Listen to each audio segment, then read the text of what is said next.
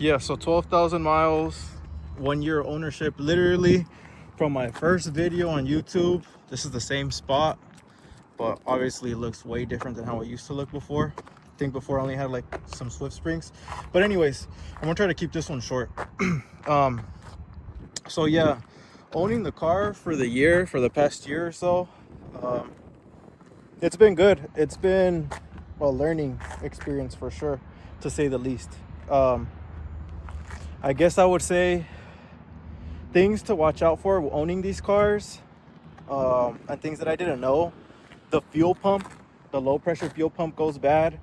If I would have known that a lot sooner, maybe I wouldn't have tuned the car, or got all the upgrades on the car. But yeah, that's a known issue. I hear people having problems with the head gasket. I never had one, well, no problem, but maybe, I don't know, maybe it depends on how hard you drive the car. I don't know. I pretty much just daily the car. These are all pretty much commute miles and, soft miles with a little bit of spirited driving. But yeah, the ownership has been good. If you're looking to buy one of these, the only thing I would say for you to take into consideration is that obviously the gas tank's small. You're going to be going to the gas station probably like 2 or 3 times a day. 2 or 3 times a week, especially if you're commuting. Another thing to note, the brakes, the front brakes are good. You don't ever have to worry about them. But the back brakes, from what I hear, you'll have to replace them every what? I don't know. I guess it depends. But I heard for every 2 or 3 brake pad replacements on the rears, you have to replace the fronts. So you're gonna go through the rears before you a few of the rears before you go to the front. Because look what happened. I don't know if you could tell, but you see, with those other brake pads, I might need to get a new brake disc soon. But for now, like I said, I've spent a good amount of money on the car, and it's not cheap for sure.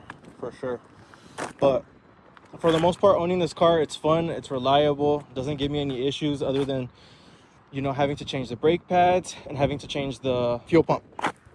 So if you're looking into modifying these cars too, my car is not stock whatsoever. It might look stock, but it's not.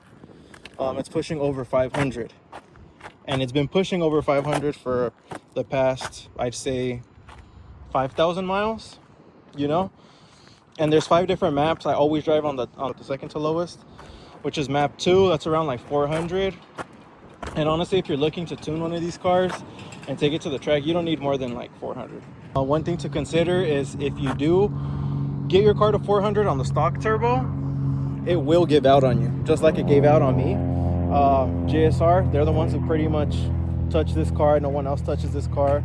JSR are the ones who told me that pretty much these FL5 turbos don't compare to like the FK8 turbos, just because with 400 horsepower, the FK8 stock turbos, they'll hold, but these don't. It was a big issue. It happened to me on the freeway. Yeah, oil was all over the exhaust. I couldn't see in front of me, I couldn't see behind me. It was just so much smoke. I thought I blew a motor. I was like, damn. But yeah, so basically, yeah, that's what made me get into it. That's why I say if I were to do it again, I'll just stay at like 350. I'll just get some bolt-ons, get at 350, 91. If you're somewhere else where they have 93, well, even better, you'll be like at 370. And honestly, that's all you really need, especially on the track. You don't really need more than that, honestly. You'll just be spinning, and then you're gonna have to buy tires and rims and all that. But for the most part, you guys tell me what you guys think. I'm in my mid-20s, so I don't think, if you could find this car for MSRP, I don't think it's a bad deal if you could find it for MSRP, which you can. You just have to be patient. Yeah, I think for the most part, whoever buys this car, or whoever, not this car specifically, but just the Type R in general, you'll love it. There's no car that handles like it. Obviously, it's not like I've driven like a Porsche or a GT3 or anything like that, but it handles really, really good, to say the least. And then, like I said, JSR are the ones who pretty much touch the engine. No one else touches it. People have a lot to say, but with me, JSR has always been really patient with me. Anytime I had a question, they've answered it, you know, explained it to me thoroughly, showed me things, how to do things, and made sure that I understood before I left the shop. And that's why I always go back, and I don't plan on going anywhere else. So yeah, that's pretty much it. That's just a few things I would say to look out for.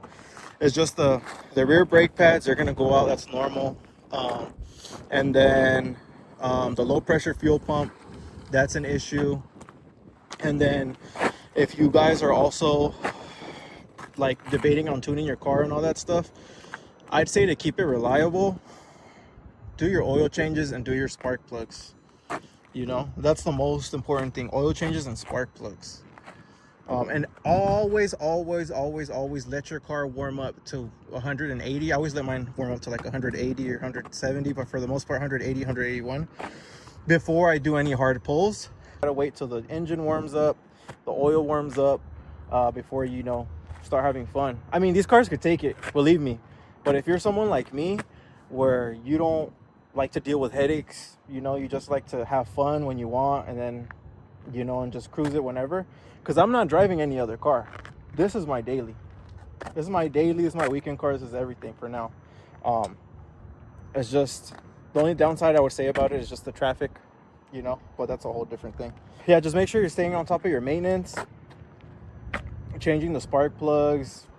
If you tune your car and you're pushing high horsepower like me, I would say change it every 8,000 miles, or 10, and around there. As long as you change it within that interval, and you get the, what is it? I think it's the NGK, the Iridium, or the Iridium spark plugs, something like that. As long as you get those, and you change them every 6,000 to 10,000 miles, do your oil changes if you're on E, I would say change them every 2,000 to 2,500. If you're not on E, I don't know, I'd say like three or four, around there. And better sooner than later, you know. So yeah, that's what I would recommend. And like I said, the car has not given me any issues. Stay away from off-the-shelf maps for sure.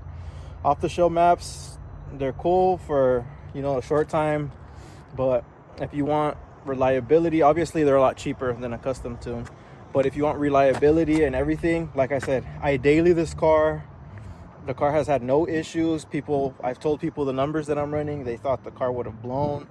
The engine hasn't been opened or anything like that, but it's all maintenance and how you treat the car. Obviously, I do have my fun with it. Obviously, I do switch it to the full horsepower map every once in a while. But, I mean, for the most part, I mean, you don't really need to. It even spins on the low map sometimes. So, I mean, the car is fun, man. I pretty much have no complaints on it. Really, no complaints at all. The car's treated me good, but like I said, I treat the car better, you know.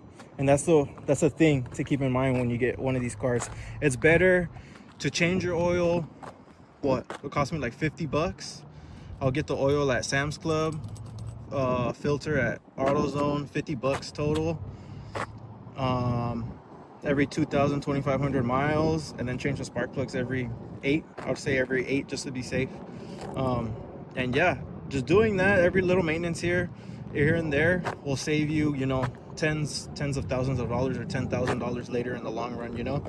Just because I know if your engine were to blow and you were to go to Honda or somebody like that, they'd charge you a pretty penny for it, you know. I'm not rich by all means. I mean, I wouldn't say the car is too affordable, but if you're looking for a performance car, a reliable performance car, there's no car other than this one. Come on.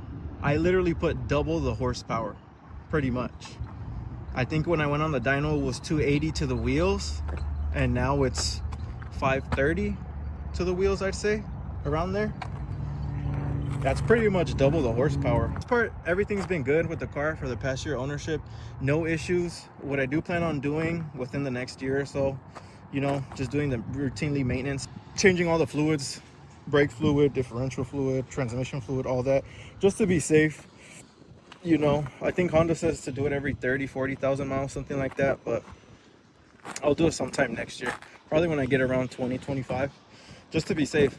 Like I said, Maintenance is what keeps your car alive, and treating it good, letting it warm up before you beat on it, changing the spark plugs, oil change, everything, getting a custom tune, because not every car is the same. So yeah, I mean, for the most part, if you were to look at my car, I mean, you'd think it's like everyone else is pretty much bolt-ons, but it's not. So yeah, I mean, car's been good. Car's been good. I have nothing else to say about it. If you are thinking about modding it, what I would recommend is just going full bolt-ons, honestly. And listen to your tuners. Go to a reputable tuner and just tell them what your goals are. Make sure that that's what your goals are, because my mistake was going with this turbo thinking that obviously I'm not gonna lie, I was a little frightened. I was a little scared because I thought it was gonna blow at this power level, but it's not. I mean, it hasn't, and it hasn't given me any issues. You know, the car's been good. Like I said, just treat the car good, the car will be good to you back. Obviously know what your long-term goals are, and then just build off of that. That way you buy the parts once and you don't have to deal with it anymore, you know, versus buying, you know, I'll be cool with like 400 for now, so I'll buy these parts now, and then later I know I'm gonna want 500, and then I'll do this and this and that. Buy the parts that'll prepare you for your final build, you know, that way you're not spending, you know, the money twice, you know, because at this point it just starts getting expensive. And depending on your wants and needs, I would choose, like for a bolt-on turbo, I would choose either a RV6 660 or a MHI Stage 2. As you know, Mitsubishi are the ones that make the turbos for this car.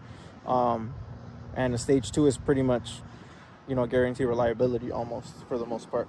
So either or, whether you want a reliable setup, go with the MHI. If you want a somewhat reliable and more power, go with the RV6. It'll give you more top-end power. The MHI Stage 2 will give you the stock-like spool response. So yeah, I would just go off of those two. Honestly, if you were to get the RV6, I think you wouldn't need a bigger turbo after that. You'll be fine with the engine just building off of that. My phone died, so I have to finish off the video here. But yeah, I mean, for the most part, I mean, keep the car stock, enjoy it. The car has been good, reliable, really no issues other than that, you know, the messed up turbo, but that was just because, you know, that was all on me. But as far as stuff that didn't have nothing to do with me, pretty much, it's the rear brakes. Those are gonna go out first, so always keep that in mind. And then your low pressure fuel pump, it's a known issue. And do everything else I told you as far as maintenance wise, regardless if you have the car tuned or not. These are beautiful cars and you want to treat them really good, you know. Yeah, just, it might be a little tedious, you know, to do the maintenance a little bit more often than not, but it's definitely worth it in the long run. It beats, you know, a couple extra $100 spent a year is way cheaper than having to spend, you know, $10,000 all at once for an engine failure, you know, or something else or something worse. So yeah, that's all I have for now. I do have something in mind for the near future if I do get it done, so stay tuned. My plan isn't to make this car like the fastest car or whatever. I mean, the dream goal was to make it around like 600, you know, but I don't see myself making that anytime soon. No time soon. But yeah, I mean, being the fastest car is, I have no goal, I have no intention to be that. There's so many fast Type R's, and then there's even faster cars than that out there, you know, those G80s and all that stuff, and those GTRs, man, those are hard cars to keep up with, you know. So yeah, like I said, like 600 is good for this car. Just planning on getting some new tires for better grip. Just have these on for now because I just got these rims, these TE37s. 37s have been my dream rims since I was a kid. So, and I wasn't even planning on buying them just because I want to pay the car off, but an opportunity showed itself, and why not? So if I do choose to pull the trigger on what I'm planning to do, you will see a video within the next month or so, just because I can't get it done right now. So, but still in the works, still in the maybe column, so we'll see. But yeah, stay tuned and appreciate you guys watching.